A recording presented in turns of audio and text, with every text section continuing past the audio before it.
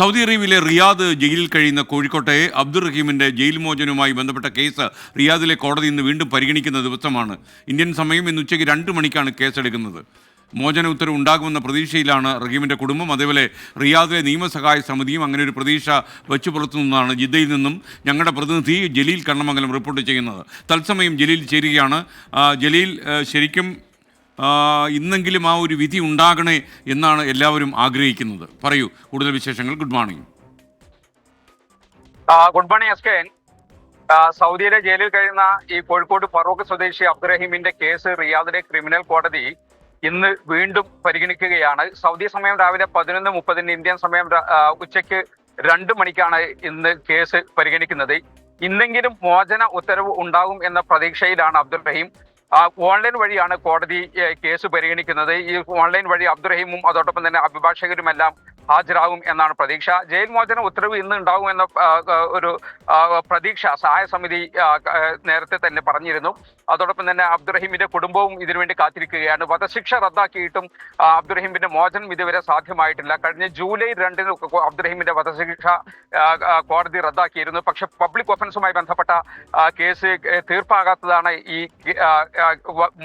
Jail മോചന ഉത്തരവ് ഉണ്ടാകാതിരിക്കാനുള്ള കാരണം എന്നാണ് കിട്ടുന്ന സൂചന. ഇന്ന് അതെല്ലാം പരിഗണിച്ച് മറ്റുള്ള തടസ്സങ്ങളൊന്നും ഇന്ന് കാണുന്നില്ല. അതുകൊണ്ട് തന്നെ ഇന്ന് മോചന ഉത്തരവ് ഉണ്ടാകും എന്ന പ്രതീക്ഷ തന്നെയാണ്. പലതവണ കേസ് കോടതി മാറ്റിവെച്ചിരുന്നു. ഈ കഴിഞ്ഞ 12-ാം തീയതി ഡിസംബർ 12-ന് കേസ് പരിഗണിച്ചിരുന്നെങ്കിലും പരിഗണിക്കുമെന്ന് പറഞ്ഞിരുന്നുവെങ്കിലും സാങ്കേതിക കാരണങ്ങളാൽ അബ്ദുറഹീമിന്റെ കേസ് ഉൾപ്പെടെ ഒരു കേസും കോടതിക്ക് പരിഗണിക്കാൻ സാധിച്ചില്ല. അങ്ങനെയാണ് കേസ് ഇന്നത്തേക്ക് മാറ്റിവെച്ചത്. ഇന്ന് കേസ് പരിഗണിക്കുമ്പോൾ മറ്റു തടസ്സങ്ങളൊന്നും കാണുന്നില്ല എന്നാണ് മനസ്സിലാകുന്നത്. അതുകൊണ്ട് തന്നെ ഇന്ന് മോചന ഉത്തരവ് ഉണ്ടാകാനുള്ള സാധ്യതയുണ്ട്. അത് ഉണ്ടായിക്കഴിഞ്ഞാൽ റിയാദിലെ ഗവർണറേറ്റിന്റെ അനുമതി കൂടി കിട്ടേണ്ടതുണ്ട് അബ്ദുറഹീമിന് നാട്ടിലേക്ക് മടങ്ങാൻ. 2006-ലാണ് അബ്ദുറഹീം ഈ സൗദി ബാലൻ കൊല്ലപ്പെട്ട കേസിൽ ജയിലിലാകുന്നത്. 15 മില്യൺ റിയാൽ നഷ്ടപരിഹാരം മലയാളികൾ സ്വരൂപിച്ച് ഈ സൗദി കുടുംബത്തിന് നൽകിയതിന് ശേഷമാണ് ഈ കുടുംബം അബ്ദുറഹീമിന് മാപ്പ് നൽകിയതും വധശിക്ഷ റദ്ദാക്കിയതും. ഇനി മോചനത്തിനുള്ള കാത്തിരിപ്പിലാണ്. ജലീൽ കണ്ണമംഗലമാണ് ജിദ്ദയിൽ നിന്ന് വിവരങ്ങളുമായി ചേർന്നത്.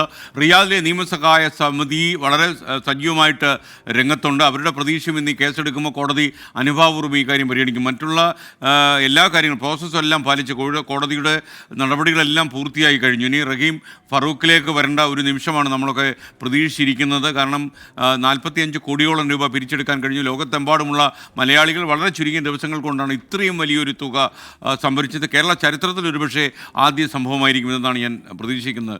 കാര്യം ഇനിയൊരു 7-8 കോടി രൂപ അധികം ഉണ്ട് താനും. ആ തുക എന്ത് ചെയ്യണം എന്ന് തീരുമാനിക്കുന്ന റഹീം മടങ്ങി വന്നതിന് ശേഷമായിരിക്കും. ഫറൂഖിലെത്തി വിശ്രമിച്ചതിന് ശേഷം റഹീം അതിൻ്റെ താല്പര്യപ്രകാരം ആ ബാക്കി വരുന്ന പണം ചെലവഴിക്കാനാണ് കുടുംബത്തിനും നിയമസഹായ സമിതിക്കും താല്പര്യം. അപ്പോൾ അതൊക്കെ നമുക്ക് സംഭവിക്കണം. മാത്രമല്ല റഹീം ജയിൽ വിട്ട് പുറത്തിറങ്ങണം. 18 കൊല്ലമായി ഈ മനുഷ്യൻ ജയിലിനുള്ളിലായിട്ട്.